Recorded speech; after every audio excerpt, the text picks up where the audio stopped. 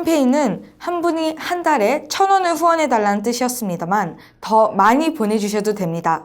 그리고 더 많은 분들이 후원해주시길 부탁드립니다. 후원금을 보내주시지 못하는 분들께 광고 시청을 부탁드립니다. 광고 1회당 베나TV의 수익은 1원입니다. 영상 하나당 광고 5개를 다 보시면 5원의 수익이 베나TV로 옵니다. 이 금액만으로는 프로그램 제작을 하기가 매우 어렵습니다. 그러니 후원도 많이 부탁드립니다. 감사합니다.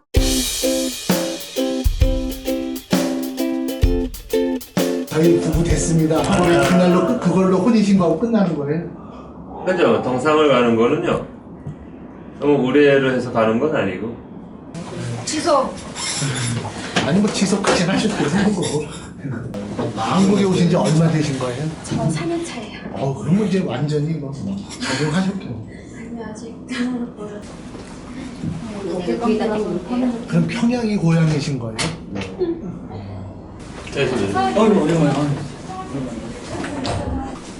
다들 처음에 오세가네 잘 부탁드립니다. 찍었어. 이번에 쓸게요. 찍었어요? 찍었어요. 왜요? 인사성이 아주 인사성이 몰랐는데 영상을 잘 부탁드린다고. 이하면 쓰겠어. 부탁드립니다. 자, 가겠습니다. 네, 준비, 부탁드립니다. 시작!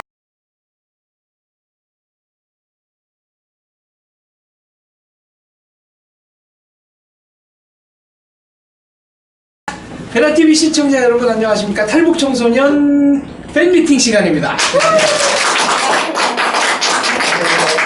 예, 원래 탈북청소년 멤버는 장현씨, 지성씨, 유진씨 셋인데 일국씨를 보고 싶다고 하는 분이 너무 많으셔서 특별히 초빙해서 이렇게 네 분 모시고 진행해 보겠습니다. 감사합니다. 네, 이번에는 자유롭게 질의응답을 하는 시간입니다. 평소에 궁금했던 점 기탄 없이 물어주시면 답변하겠습니다. 뭐 아까 좀 방송 시작 전에는 공부하셨다고 하셨죠? 예. 북한에서는 어떻게 가르치나요? 외국어를? 교육 방법에 대해서 예. 말씀하시는 거죠? 일단 교육 방법이 일반 중학교와 외국어 학원과 같은 특수 중학교의 교육 방법이 틀립니다. 첫째는 교재가 틀리고요. 그게 학교들, 특수 학교들 뽑는 선생님들 자체도 이제 선발 기준이 다릅니다. 교수 방법은 기본적으로 옛날 영국 교재, 예, 최근에는 뭐 캐나다 신교재들을 가져다가 하긴 합니다만, 최근에 교수 방법은 그래도 뭐랄까 창의적으로 학생들이 좀 더 주도적으로 참가할 수 있는 교수 방법을 채택을 합니다. 그전에는 약간 러시아식 교수 방법이었죠. 강독이라고. 외국어도 한 문장씩 읽고 번역을 하고 거기에서 주술 법왕 등등 종목시 문장 성분 따지고 했는데 최근에는 그런 교수 방법을 하지 않습니다. 못 외우면 처벌이 있고 그래요? 예. 그러니까 저희는 이제 본문이 하루 이제 한 수업씩 배우잖아요. 근데 외국어 학원 같은 건 영어만 하루에 이제 3시간 정도를 배웁니다. 이제 한 장 정도 되거든요. 무조건 암송을 해야 돼요. 외국인 선생님도 있나요? 아예 없습니다. 없어요? 가끔 이제 평양일중학교나 평양외국어원에서 이제 초청 강사로 한 달 정도씩 들어와서 하시는데. 그렇죠. 초반에서 말씀드리자면 이제 영국식 영어를 가르쳤어요. 그것도 이제 선생님도 이제 국내에서 이제 교육받은 선생님, 이제 어학연수를 다녀오지 않은 선생님 가르쳤는데 영국식 영어만 듣다가 2000년도부터인가 이제 캐나다에서 이제 그 교육용 CD랑 이제 뭐 책자가 나왔었는데 교육용 CD만 받았었거든요. 근데 미국식 영어라 알아듣기가 굉장히 힘든 거예요. 그래서 이제 아무리 반복해서 들어도 이제 잘 몰라서 너무 이제 유교하니까 영국식 영어처럼 좀 끊어지는 네, 거죠. 끊고 좀 딱딱하고 그런데 이제 미국식 영어는 굉장히 많이 불리는 것들이 많잖아요. 발음도 영국식으로 배우는. 그렇죠. 영국식으로 배웠었죠. 네, 발음 다 영국식. 영국식인데 최근에는 미식, 캐나다식, 호주에서도 들어오기도 하고 해서 발음의 경계선이 많이 무너집니다. 근데 또 궁금하신 거, 질문하고 싶었던 거. 네. 제가 베나TV는 거의 다 보거든요. 근데 전부가 좀 알았습니다. 잘하세요. 혹시 북한에서 그 스피치 같은 거 다 배웁니까? 이거는 지금 학문 연구에 몰두하는 신지성 박사와 여성 출연자 유진 씨가 먼저 답변을 해주세요. 제가 이해한다고 하면은 그 스피치 연습을 한다기보다도 매주마다 생활 총괄화를 하거든요. 근데 하는 것 자체가 다 나가서 발표를 해야 되는 거고, 일단은 논술 형식으로 내 생각을 내 자를 성찰하는 비판을 하고, 그리고 구상 비판이라는 상대 잘못이냐 이거를 매주 반복해 하다 보면은 이게 일단은 그 서술 형식, 계속 쓰다 반복하다 보니까 그게 좀 많이 도움이 되는 것 같고, 그리고 말 다 잘한다고 하시는데 모르죠. 저 말 잘하는지 모르겠지만은 그런 것들 대중 앞에 나가서 많이 얘기해보는 것들이 많이 도움이 되지 않았나라는 저 개인적인 생각입니다. 이게. 잘하세요. 유진 씨. 저는 이제 스피치라고 하는 게 한국에 와서 이제 스피치가 뭔지 배웠고요.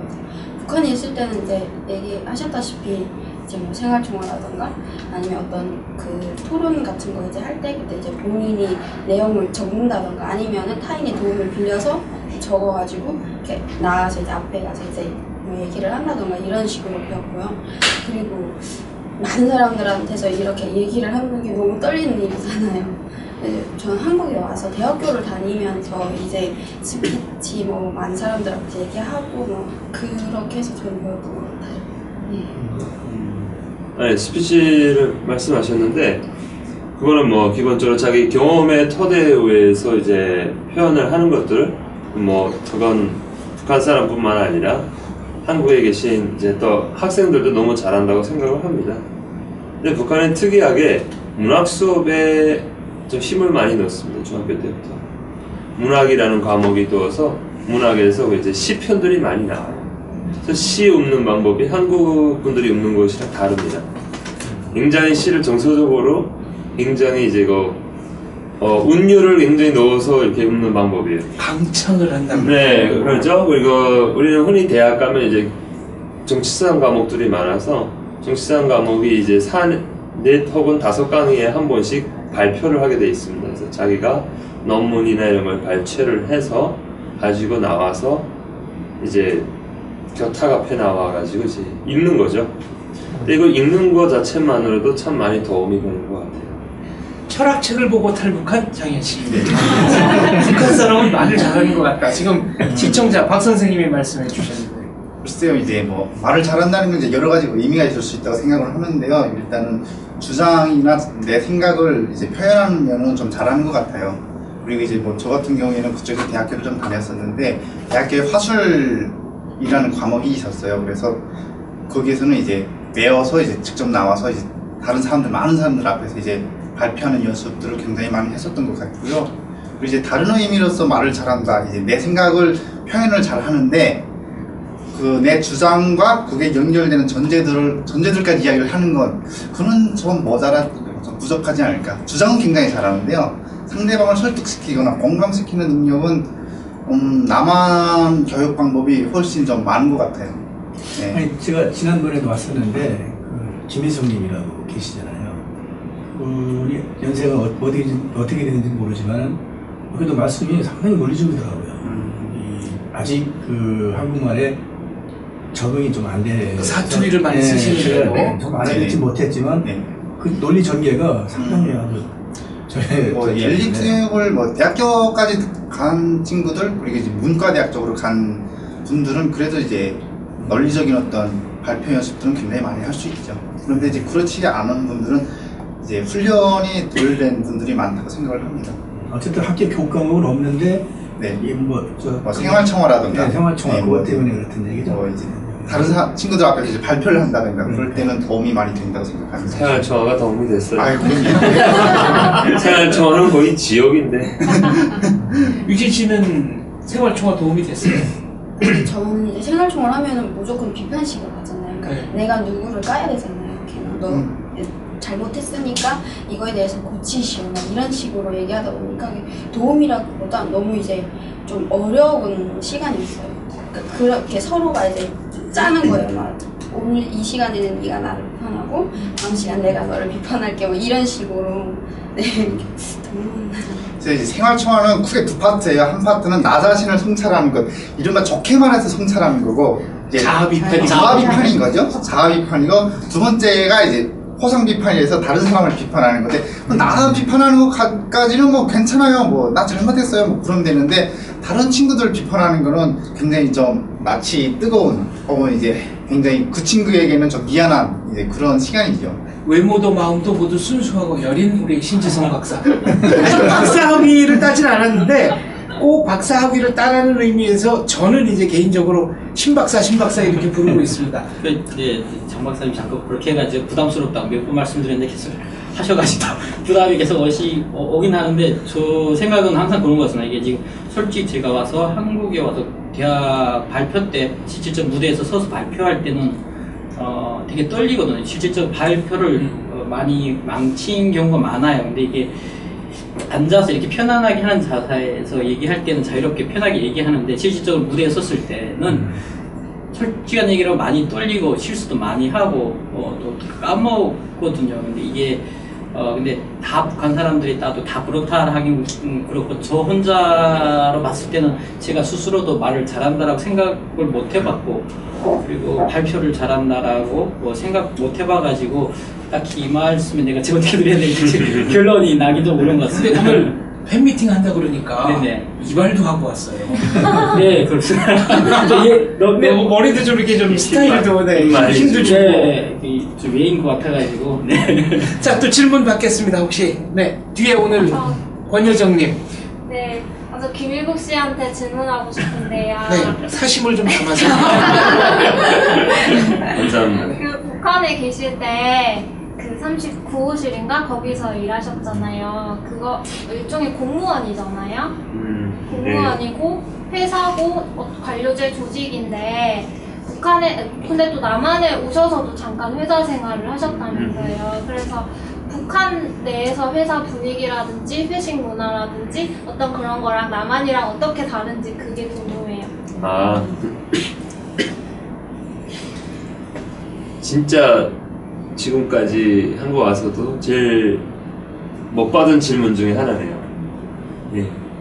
근데 한 가지 실례로 저는 한국에 와서 꼭 제가 한국의 회사 문화를 좀 알아야겠다라고 해서 이제 회사를 다녔어요. 며칠 안에 있어서 이제 회식을 하는 거예요. 회식을 하는데 사장님이 다니면서 이제 쭉 한 잔을 부어주시더라고요. 쭉 부어주시고 끝나고 자기 잔을 들으면서 자 하고 자라고 드는데 제가 마셔버렸어요. 이 타이밍을 못 맞춘 거네. 그러니까 자라고 할 땐 들고 이제 또 멘트 하시고 미하여 하고 마시는 건데 자라고 할 때 내가 들면서 마셔버렸어요. 그리고 빈잔을 잡고 있었는데 그게 왜냐면 물론 뭐 친구들끼리는 뭐 미하여 뭐 마시고 뭐 그런 말 있죠. 되게 건배사도 뭐 재미있는 말을 끼워서 그런 건 해요. 그런데 큰 우리 이제 부서에서 할 때는 우리는 그렇게 건배사를 못 합니다. 왜냐하면 건배사라는 건 어떤 합심을 하자는 거야. 이제 위하여 이제 좀 정치적 선동적인 의미이기 때문에 예. 그래서 우리는 그걸 못 해요. 그래서 그냥 부어주면 마시는 거예요. 그래서 그런 실수가 있었는데 그저 회사를 다니면서 느낀 거는 북한이나 한국이나 회사 생활은 똑같구나. 왜냐하면 어떤 점에서? 왜냐하면 지가 가는 사람은 딱 고정돼 있고 하는 사람이에요. 예, 정말로. 근데 보면은 저도 이제 한국 회사에서 있을 때 보면 저는 항상 좀 일찍 출근을 한 편이었거든요. 그래서 커피 한 잔 마시면서 이제 기사 처음에 좀 보고 일을 하는데 정확히 1분 전에 오시는 분들이 있어요. 근데 위에도 똑같아요. 그런데 그런 친구들은 그게 안 고쳐지더라고요. 그 다음 두 번째는 사장 눈치 보는 거 똑같고요. 예, 그리고 화장실 자주 가는 거 똑같고요. 그런 면에서는 다 똑같아요. 그런데 이제 우리는 뭐가 있냐면 우리의 사무실이나 내가 쓰는 책상은 우리가 꼭 다 청소를 합니다. 여기다 다 해주잖아요. 청소 다 해주고 그다음에 그러니까 테이블이 좀 정돈이 잘 안 돼 있어요.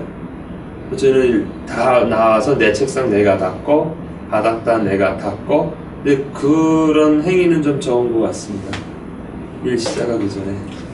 네, 질문. 예, 오늘 오신 분들은 굉장히 젊으신 분들인데 제가 이제 방송이나 이렇게 뭐 만나보면은 이제 연배가 있으신 분들이 말씀하시길 지금 북한도 젊은 청년분들은 상당히 생각이 많이 달라졌다고 말씀을 하시더라고요.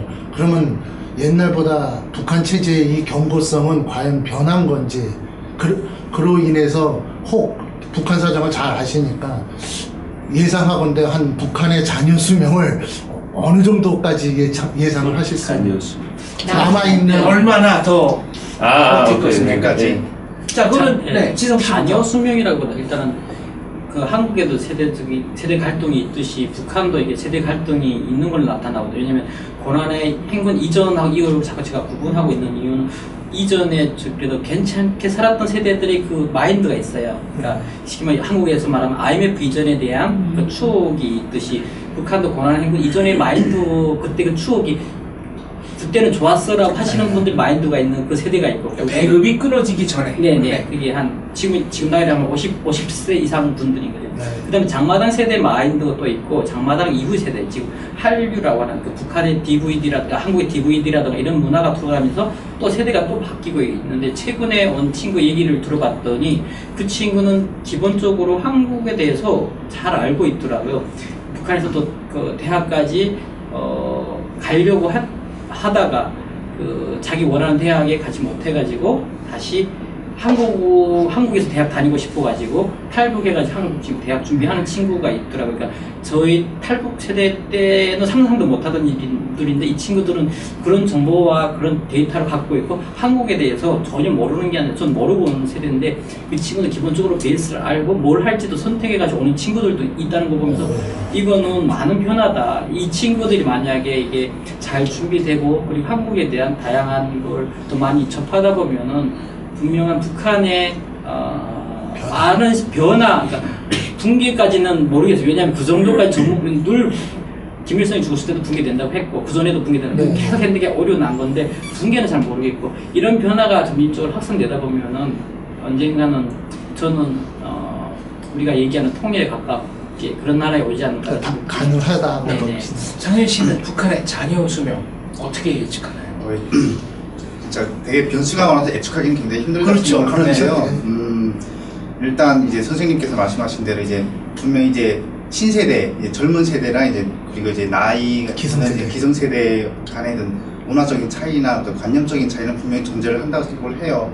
그런데 대한민국은 그래도 자유민주주의 국가잖아요. 그래서 민심에 따라서 정책의 방향이 바뀔 수가 있어요. 그렇죠. 그래서 이제 민심이 이렇게 생각하면 정책이 이렇게 바뀌고 이제 법도 바뀌어지는데 북한에서는 과연 그런가? 그게 굉장히 좀 힘들다는 거죠. 이게 굉장히 폐쇄적이고 이제 좀 견고하다고 봐야 되나?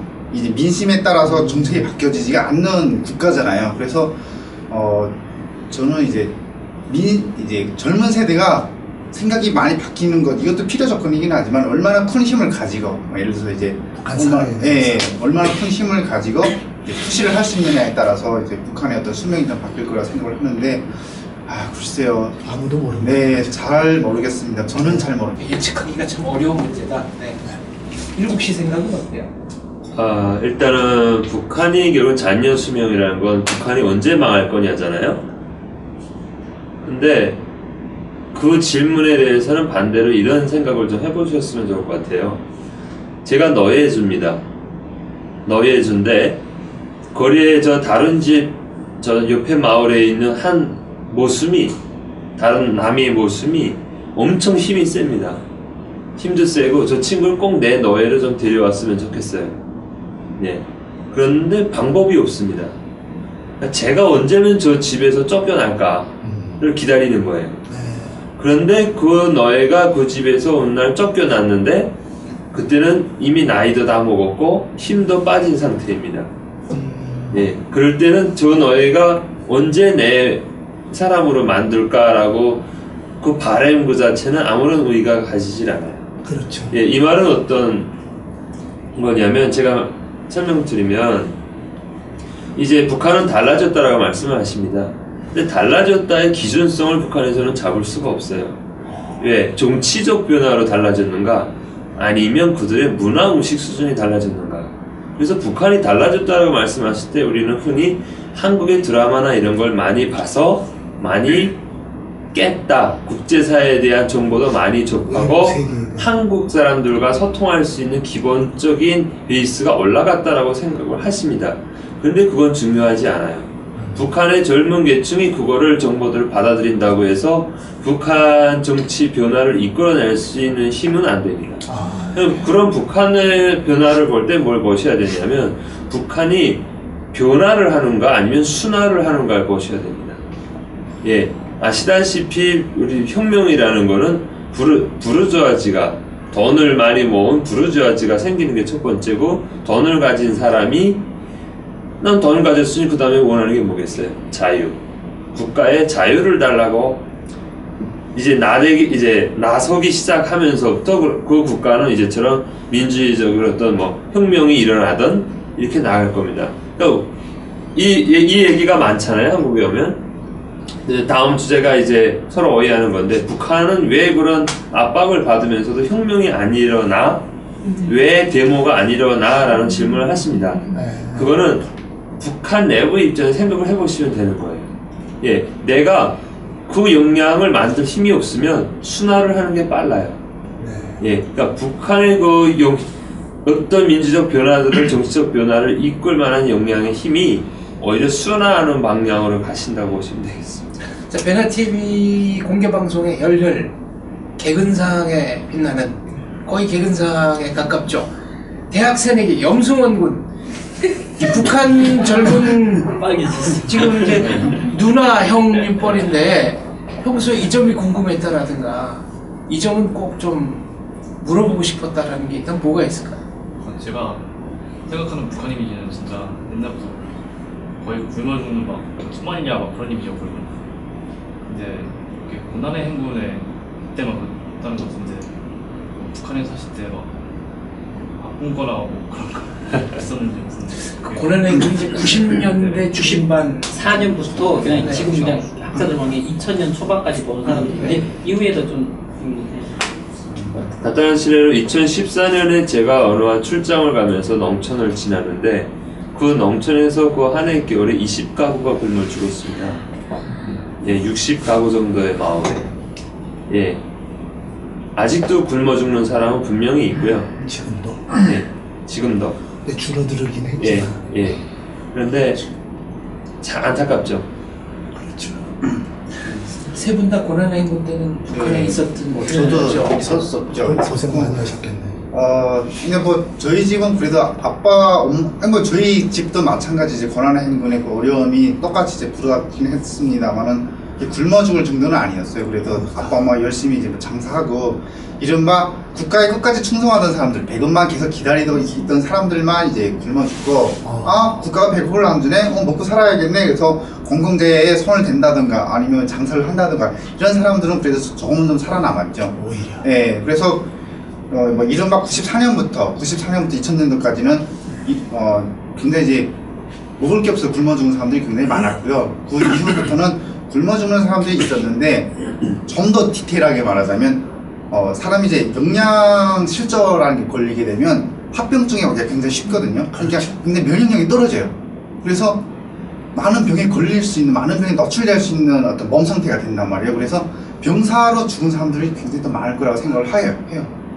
네, 그래서 좀 그렇게 좀 나눠보면 되지 않을까라는 생각을 합니다. 특히 유진 씨 어린 시절이죠. 저도 이제 고난의 행군 이제 저도 겪었지만, 할아버지가 이제 그 토대, 집안이 토대라는 게 있잖아요. 이렇게 토대가 좋아가지고 이게 못 살진 않았어요. 그래서 저도 고난의 행군이라는 걸 뭔지 잘 몰랐는데, 이제 저희 친구들도 이제 가끔씩 저희 집에 놀러 와요. 그래서 밥도 얻어먹고 막 이런 거 보면은 나는 뭐 그 친구들이 못 산다 이런 생각보다도 내가 있으니까 그냥 뭐 이런 주는 식으로 이렇게 했는데, 이제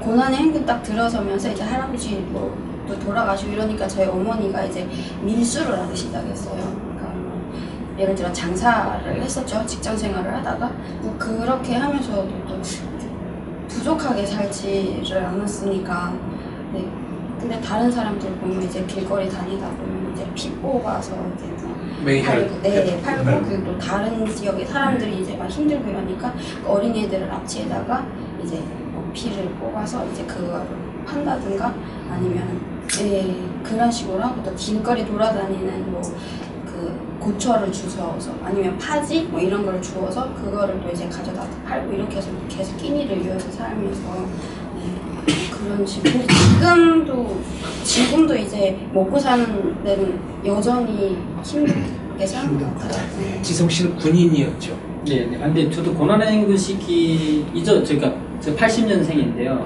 80년생인데 그 80년 초반부터 80년 초 중반부터는 북한에서 그러니까 이제부터 어려워질 거라는 경고는 했다고 하더라고요. 그리고 네. 실질적으로 근데 그렇다고 배급과 월급은 끊은 건 아니고 실질적으로 중단된 건 94년 정확히 95년부터 배급과 월급이 완전 차단된 상태다 보니까 그때 당시 사람들이 그러니까 그런 돌아갔던 얘기가 그런 거였어요. 정부는 줄 거다.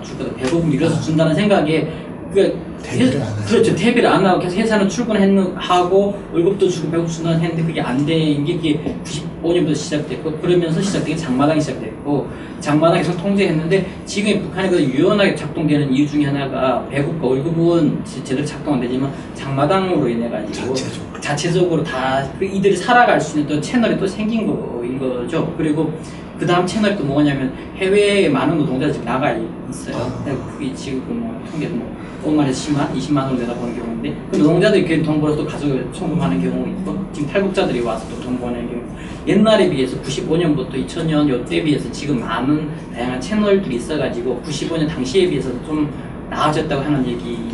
네네네. 옛날에는 진짜 뭐 한 집 건너 하나씩 주고 나간 게 95년도였어. 저도 뭐 그때가 제가 학생 때여가지고 그때 당시를 보면 되게 저도 되게 어려웠고 그러니까 뭐 죽는 것이 담담해지는 시기인 거죠. 왜냐면 언젠가는 나도 그 차례가 온다는 생각이 드는 거죠. 이게 왜냐면 이게 배급에 의존하던 사람들이 배급이 중단되다 보면 다 스스로 살아나갈 수 있는 방법에 대한 대비책을 안 했으니까 그랬던 것 같아요. 혹시 질문 안 하시는 분 가운데 노 이사님. 네, 개인적으로 저희 부모님 두 분이 다 이북 분이셔가지고 네. 참 어릴 때부터 북한이라는 존재가 좀 특별했었어요. 그래서 오늘도 오면서 출연자들 만나를 생각하면서 마치 먼 친척 후배를 만날 것 같은 그런 걸 느끼고 왔는데 혹시 어딘지 여쭤봐도 되겠습니까? 아버님은 황해도 해주시고요. 어머님은 평양이세요. 그래서 저 어릴 때부터 전 고등학교 때까지 그 북한 음식인지 모르고 살았는데 다른 학생들은 모르더라고요. 그때 처음 알았던 그런 음식도 되게 많고. 근데 제가 여기 탈북 청소년 프로그램이니까 제가 그 보면서 가장 궁금했던 건 과연 탈북 청소년들이 남한에 와서 이제 과연 정체성을 굉장히 겪을 것 같은데 과연 내가 남한 사람이냐 북한 사람이냐 뭐 당연히 주민등록증도 있고 여권도 있어서 대한민국 국적으로는 돼 있지만 굉장히 그 혼란을 겪을 거라고 생각을 해요. 그래서 개인적인 경험은 또 어떠신지 그리고 하나원에서 그런 거 정체성과 관련해서 교육을 정말 제대로 시키고 있는지 그런 게 좀 궁금합니다. 자, 정체성. 유진 씨는 어땠어요? 저는 이제 한국에 오려고 생각해서 이제 온 건 아니고요. 이제 친구가 친구 따라 이제 사람 따라면 친구가 이제 제가 부모님 없이 살다 보니까 이제 자꾸 떠돌이 생활을 하잖아요. 그러니까 너는 여기서 사는 것보다 차라리 중국에 가서 돈을 벌어서 이제 다시 북한에 올 수도 있다. 뭐 이런 식으로 해가지고 이제 넘어왔는데 막상 넘어오니까 갈 수가 없는 길이 돼버렸잖아요. 그러고 이제 북한에서부터 한국을 알기는 했지만 이제 중국에 막상 오니까 한국에 가는 게 되게 무서웠어요. 내가 한국에 가다가 잡히면 어떡하지? 막 그러면 다시 돌아오면 죽고 막 뭐 이러잖아요. 그래서 중국에서 이렇게 막 사는데 그 신분증이라는 게 없이 산다는 게 참 내 자신, 내 인간답지 그렇잖아요. 그래서 이제 나는 신분증을 가지고 싶다. 내가 내 이름 자체도 속이면서 이렇게 살고 또 이제 막 심지어 조선족이라고도 하고 또 중국말을 모르니까 한국에서 왔다고도 하고 막 이렇게 돌아가면서 살다 보니까 나중에 이게 생각을 하는 게 이제 한국을 가야겠구나. 네, 그래서 그때부터 이제 한국에 오기 위해서 노력을 많이 했죠. 그래서 한국에 도착해서 이제 하나원에서도 이제 나가면은 이제 한국 사람이 된다. 따로 교육받는 게 있나요? 정체성에 대해서? 하나원에서요? 네. 대한민국 국민으로서 그거 이제 아침마다 이제 애국가를 네, 그것도 네. 이제 뭔가 그런 정체성의 교육이라고 할 수 있지 않을까요? 네, 그런 식으로. 정체성 하나원에서 구매 많이 하고요. 이제 애국가 부르면서 이게 하는데 정체성이 가장 마음에 와닿았을 때는 교육을 받아서도 아니고 민증을 받아서도 아니고 저는 진짜 받았을 때는 외국에 나가실 때였어요. 대한민국 여권을 가지고 나가면 대한민국 국민으로서 법적 권리를 외국에 나가서도 보장을 받을 수 있단 말이에요. 이제 여행자 그런 보호법에 의해서. 그럴 때, 나 진짜 대한민국 국민이구나. 그때 깨달았어요. 저도 예전에 이제 방송할 때 이야기를 드렸습니다만, 외국 갔다 오면, 대한민국, 이런 소리가 절로 나온다니까요. 이게 이 국내에 있을 때는 잘 느끼지 못하는데, 나와 보면 알아요. 그러니까 북한에서 나와 봐서, 북한이 저런 나라였구나 깨달았던 것처럼, 대한민국 국민에 대한 정체성도 이제 그렇게 깨달았다고 저는 생각을 해요. 여기 뭐 예를 들면, 태국에 갔는데 다른 동남아 친구들이랑 뭐 다른 친구들 무슨 단속하는 그런 게 있었어요. 이제 그때 이제 태국에서 쿠데타 같은 게 일어나서 다른 그 외국인들 이제 그 여권 검사하고 그랬었는데 보여주니까 코리아 하더니 가셔도 된다고 그렇게 하더라고요. 근데 다른 사람들은 꼼꼼히 다 보고 이렇게 하는데 그거 보면서 이게 파워가 굉장히 패스 파워가 굉장히 완전 있구나. 한국 여권, 대한민국 패스포드의 위력이 대단하구나. 위력이 대단하구나 생각을 했습니다. 진짜 정체성이라는 게 정말 그대로 커리안이거든요. 커리안. 근데 이거는 어디에 가도 북한 사람도 해외에 나가도 커리안이고요. 한국 사람도 해외에 나가도 커리안입니다. 근데 분명하게 이거 정체성은 가치를 가질 겁니다. 실례로 이제 러시아에 나가 있는 우리 사람들 이제 대표단이 나가요. 참 재미난 일들이 있는데 러시아 회사에 찾아가서 이제 미팅을 하자고 찾아갑니다. 문을 두드리면 러시아 사람들이 딱 보면 알아요. 커리안은 알아요. 그럼 러시아어로 북이냐 남이냐라고 물어봐요. 그래서 유즈나의 까레야라고 하면 나가라고 그래요. 북에서 왔다고. 북에 가는 그러니까 커리안이라는 건 외국 사람들이 알아요. 그거는 정체성은 누구도 우리가 아니라고 해도 내가 커리안이 아니라고 해도 외국인들이 알아보는 정체성이에요. 근데 어디냐라고 하는 순간 북이라고 하는 순간 나가라고 그래요. 그런데 뒤에 들어오는 사람이 나 한국이라고 하니까 바로 대우가 달라져요. 이게 어떤 의미인지 아시죠? 그러니까 정체성의 그런 교육을 하는가 대한민국 가서는 철저하게 한다고 생각을 합니다. 뭐 헌법에도 이제 명시된 거를 자꾸 이제 주입을 시켜주고, 그러니까 헌법에 이렇게 있기 때문에 당신들은 난민으로서 우리가 받은 것이 아니라 이미 대한민국 당신들은 국민이었기 때문에 당연히 우리가 당신들에게 국민적 권리를 이제 부여한다라고 교육은 철저히 합니다. 그거는 저는 한국에 와서 그 통일부나 국정원에서 하는 교육에 대해서는 정확하다고 생각을 합니다. 그런데 받아보니까 그 차이가 그거죠. 저는 이제 해외랑 많이 일을 해보잖아요. 그건 거예요. 그러니까 저도 이제 올 때 혹은 뭐 일본이나 이런 나라에서 자기네 나라에 와라. 국적 주겠으니까. 그런데 그럴 거예요. 국적을 제가 일본이 만약 저에게 일본 국적을 줬다 합시다. 일본에 갔다면 일본 사람은 저는 코리안이라고 볼 거예요. 그렇죠. 예. 그럼 이거는 내가 내 정체성을 못 찾는 거예요. 내가 내 땅에서 내 나라를 위해 일하면서 누구나 의심할 바 없이 제가 장 박사님하고 있을 때 굳이 어느 나라 사람이니 소통이 불편한데 이건 좀 이해해줘라 이건 내가 이해하겠다를 하질 않잖아요. 그러니까 정체성이 저는 한국에 와서 흔들릴 필요가 없다고 생각해요. 우리 앞으로 오실 후배들도 신 박사 생각은 어때요? 특히 또 하나원에서 이런 교육이 조금 더 보완됐으면 좋겠다 그런 게 있나요? 네, 저는 뭐 제가 방송에 댓글도 좀 삐딱하다고 얘기하는 분이 삐딱한 건 아니고 저는 지금 공부하는 사람 입장이고 그리고 연구하는 사람 입장에서 실질적 현장에서 아까 얘기한 거 탈북하신 분들이 내적 갈등이라든가 정체성에 대한 혼란을 겪지 않냐라고 그러는데 실질적으로 많은 학생들이 겪고 있거든요. 얼마 전에도 대한학교 교장 선생님이 그 얘기를 하시는데 너무 힘들어 하신 부분이 있거든요. 그러니까 청소년들 같은 경우는 본인이 선택해서 온 경우가 아니라 부모 위에서 온 친구들이에요. 근데 태어난 건 북한이고 와서 보니까 한국인 거예요. 그러면 친구들은 북한 친구들하고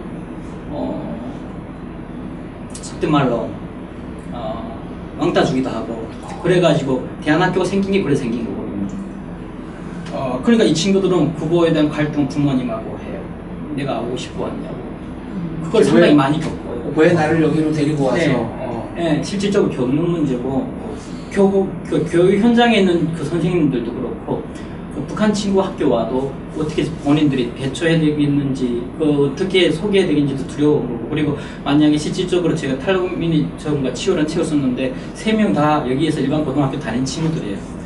북한 친구가 유일하게 와서 일반 학교를 갔으면은 소개할 때 어디서 온 친구라고 소개해야 되잖아요. 북한에서 왔다 하면 이 친구가 그 학교의 관심사인 거야, 한 달 동안. 근데 같은 질문 계속 물어보는 거예요. 아까 이게 라면은 먹었니, 뭐는 있니 계속 물어보니까 처음에는 관심이 없어가지고 얘기하는데 마지막에 너무 힘들어하는 부분이고 그게 과연 나는 누구인지를 그때부터 이 친구는 스스로 질문을 던지는 거죠.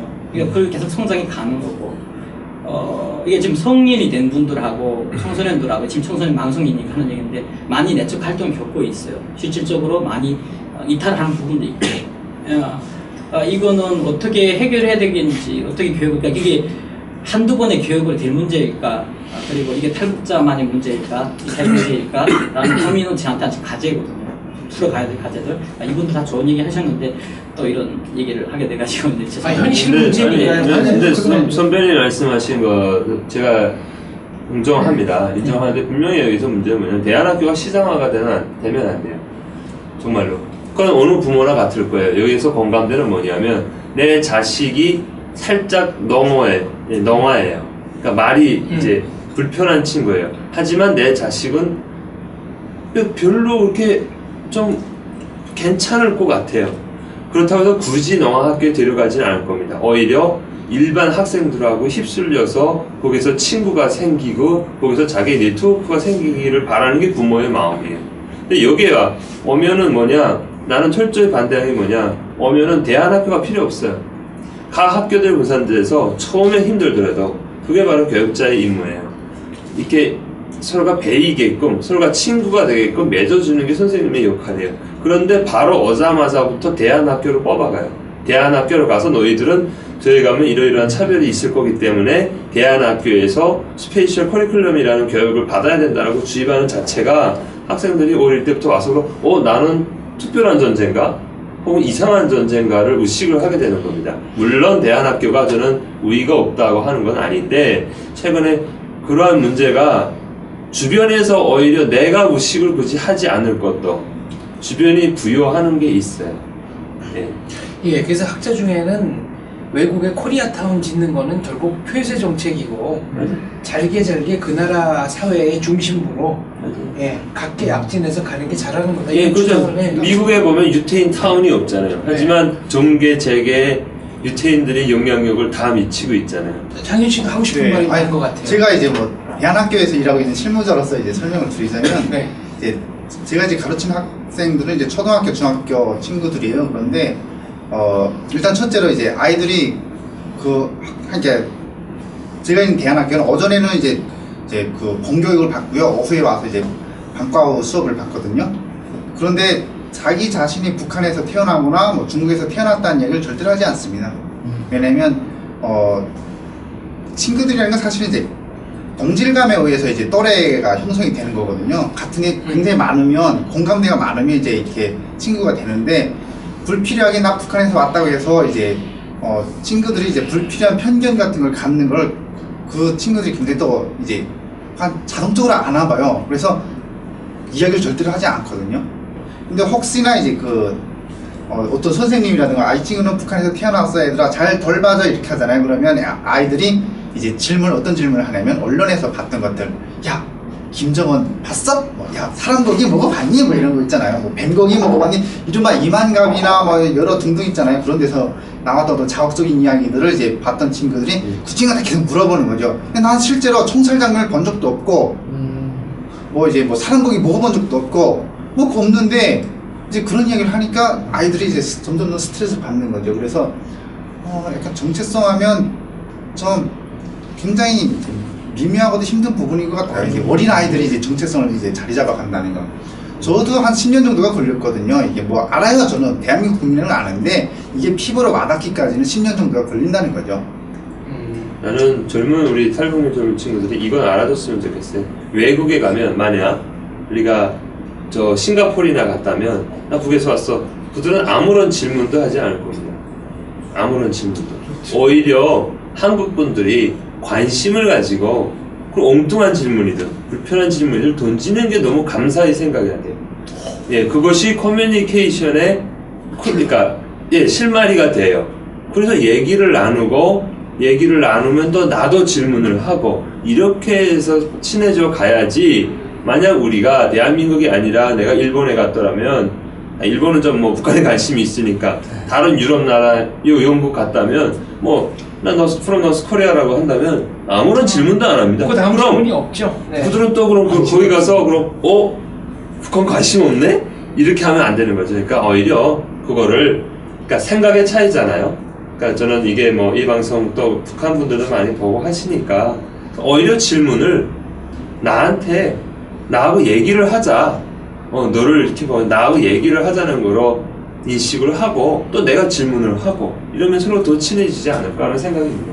네, 또 다른 분 질문 한번 드리겠습니다. 질문하실 분 안 계신가요? 질문 드려도 될까요? 그러면? 일단 안 하신 분부터 먼저. 네. 지금 북한은 이제 공교육이 그냥 그대로 이제 잘 존재를 하는데 남한은 언제부터인지 이제 공교육이 좀 무너지고 사교육 위주로 가면서 지금 제 자식들도 그렇고 친구가 별로 없어요. 보면 남한에서 보면 그 교육 관계가 옛날같이 원만치 않은데 그런 북에서 이제 교육을 받다가 남한에서 이제 이렇게 굉장히 남한 사람들도 참 이런 변화가 생겼을까 이제 그런 상황에서 이제 더 문화적 충격이 크셨을 텐데 좀 어떤 남한 사람들이 좀 뭔가를 좀 이런 쪽에서 좀 서포트를 해줬으면 좋겠다 그런 게 좀 있으신지. 저 어려서만 해도 동네 친구들이 있었는데 네. 요새는 그게 많이 좀 사라지는 것 같아요. 정확히 그러니까 정확히 질문이 정확히 그러니까 교육의 한국의 사교육하고 북한의 교육의 뭐 어떤 차이를 말씀하시는 건가요? 아니면 친구라는 존재가 굉장히 이제 좀 사라졌어요. 보면 남한에서 보면. 그 옛날처럼 이게 끈끈한 이 교육관계 친구 이런 것들이 예전 사라졌는데 선배들은 뭐 지금 뭐 대통령이 되신 이런 분들 60대 이런 분들은 시험 봐가지고 같이 이제 들어가가지고 보면은 야구도 보면 예전에 프로야구 전에는 고교육과 굉장히 그랬었고 근데 이제 어느 날부터 경쟁이 세지면서 이게 친구로서의 친구가 동지가 없어졌고 이렇게 정리를 해보면 어떨까요? 대한민국에 와서 북한에 있을 때보다 인간관계가 좀 덜 끈끈하다든가 한국 사람들이 이거 좀 냉정한 거 아니야? 정이 없는 거 아니야? 이런 느낌을 받은 적은 있는지. 일단은 첫 번째로 더치페이 할 때 이제 놀랐고요. 이게 정이 너무 없다 그러니까 더치페이 하자 그래가지고 정이 없다 이제 그래서 이제 그런 것들은 첫 번째 놀란 건데 이제 북한은 한 사람이 다 내나요? 거의 다 한 사람이 내가 낼게 하고 내던가 그러는 거죠. 근데 여기 더치페이는 여기 가서 처음 들어봤어요. 그리고 저도 그 생각을 했어요. 왜 나는 같은 아파트 사는 사람들끼리 안녕하세요 인사를 하지만 저 사람이 어떤 사람인지 왜 모를까. 근데 가만 생각을 해봤는데 약간 좀 서울은 너무 대도시화가 돼서 많은 사람들을 만나는데 한 사람과 오래 만날 수 있는 어떤 시스템이 아닌 것 같아요. 학교도 마찬가지로 저희 북한 같으면 같은 학급 친구가 고등학교 졸업할 때까지 같은 학급이거든요. 거의 대학교도 마찬가지로 대학교도 한 학급 단위로 이제 4년 동안 같은 학급으로 졸업을 해요. 근데 여기 한국엔 이제 일단은 학교 친구들도 이제 계속 반을 바꾼다고 하더라고요. 선생님도 바뀌고. 이게 섞어놓죠. 네. 학년 올라갈 때마다. 계속 북한은 이게 그대로 가는 거고. 네. 그리고 네. 대학교도 이제 수강 신청을 하기 때문에 뭐 무슨 같은 과 친구들도 있을 수 있고 동아리 친구들도 있을 수 있는데 같은 과 친구들끼리 친하다기보다는 동아리나 뭔가 같은 프로젝트를 해서 친해하는 거지 같은 학급으로서 같은 학년으로서 친하는 건 좀 없는 것 같아요. 그래서 이게 어떤 사람을 굉장히 오래도록 만나는 게 이게 친구가 되는 어떤 필수 조건일 수도 있겠구나 생각을 했던 것 같아요. 냉정한가요, 한국 사람? 제가 저도 이제 뭔가 더치페이 네. 중국에서도 이제 그런 걸 못 느꼈잖아요. 근데 이제 한국에 오면서 이렇게 처음에는 이제 뭐 대학교 다니고 이제 또 직장 생활도 하면서 이러다 보니까 처음에는 그냥 제가 내가 낼게요 이렇게 해서 냈는데 어느 순간인가 이게 자꾸 내가 내고 막 이러다 보니까 뭔가 이게 왜 나를 깔고 왜 나만 내? 네, 왜 나만 내지? 그 다음에 이제 기다리고 앉아 있다 보니까 그 전에는 내가 냈는데 그 다음에는 더치페이를 하더라고요. 네. 그런 면에서도 한국은 이런 서로 다 이렇게 하나하나 따지고 이제 내 거는 내 거, 니 거는 니 거, 막 이렇게 해서 살아가는구나. 아주 특별히 축하할 만한 일이 있으면 내가 쏠게 그리고 한 사람이 다 내는 경우가 있어요. 네. 이제 선생님께서 이제 질문하신 게 오케이, 인간 사회에 지금 정이 메말라지다. 그게 한국의 사교육 때문에 생긴 문제인가? 혹은 남한뿐만 그런 건가? 이런 문제인데 말씀드리면 북한 똑같습니다. 예, 이제 장현 씨는 더치페이를 한국에서 처음 왔죠. 우리는 위에서 더치페이를 했습니다. 예, 더치페이를 하고요. 평양 같은 거는 더치페이 너무 철저히 하고 그리고 그건 같은 것 같아요. 사회가 발전해 나갈수록 결국은 평화적 시기에 사회가 발전해 나갈수록 개인주의가 제일 빨리 발전하거든요. 평양이 똑같아요. 평양은 간단한 시를 우리 외국어 학원이 이제 내 친구가 아버지가 경찰청 부상이었어요. 근데 다음날 내 딱 친구예요. 내 아버지가 해임됐네요. 다음날부터 친구 안 해요. 왜? 왜? 아시잖아요. 지금 혈연, 지연, 학연이라는 친구들 관계라는 게 내가 왜 하버드 대학에 갑니까? 전 세계 그 친구들 그 네트워크 안에서 앞으로 이렇게 일을 해나가는데 도움이 받자는 거잖아요. 근데 정말이에요. 아버지가 간부였는데 그 친구가 아버지가 딱 해임됐다고 듣는 순간 그 친구는 친구들 네트워크에서부터 벗어나요. 그래서 그 친구가 치열하게 해서 다시 돌아오든 아니면 어떤 장길 부리든 돌아오는 건 그 친구의 재량이에요. 예, 그걸 굳이 인도주의적 입장에서 그 친구들을 관리를 못해요. 그 특징이 있고요.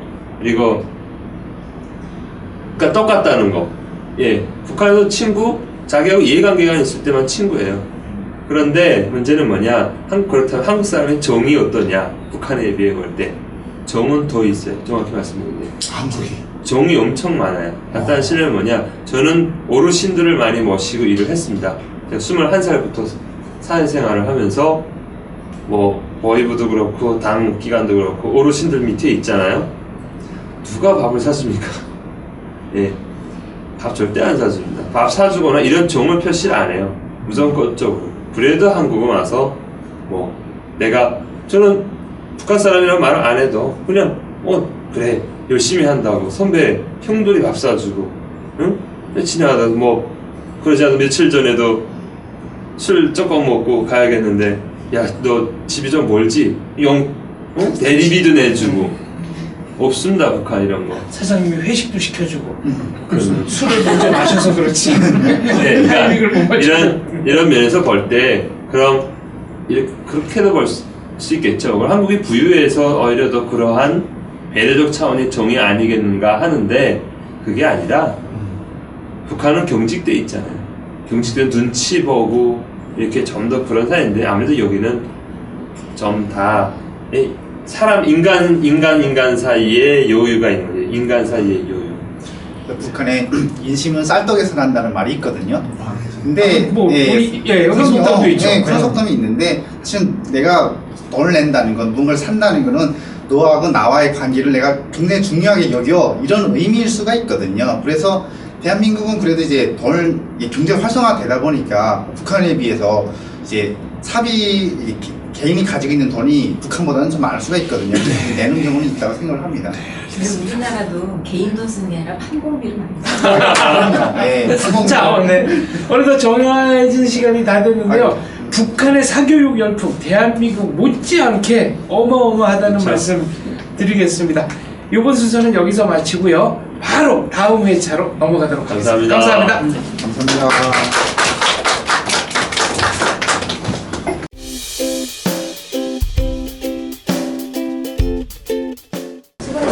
네, 수고하셨습니다. 네, 저처럼 사진전 한번 예, 네. 1위. 김정은의 신체적 자녀 수명은 어떻게 보세요? 초고도 비만. 초고도 비만. 저희 사진 촬영 좀 할게요. 선생님들한테 자, 찍을게요. 보디가드세요, 저거. 안 찍으면 안 돼요? 자, 하나, 둘, 사랑합니다. 하나, 둘, 셋. 하나, 둘, 셋. 사랑합니다. 예. 안녕하세요. 네, 하세요. 자, 찍을게요.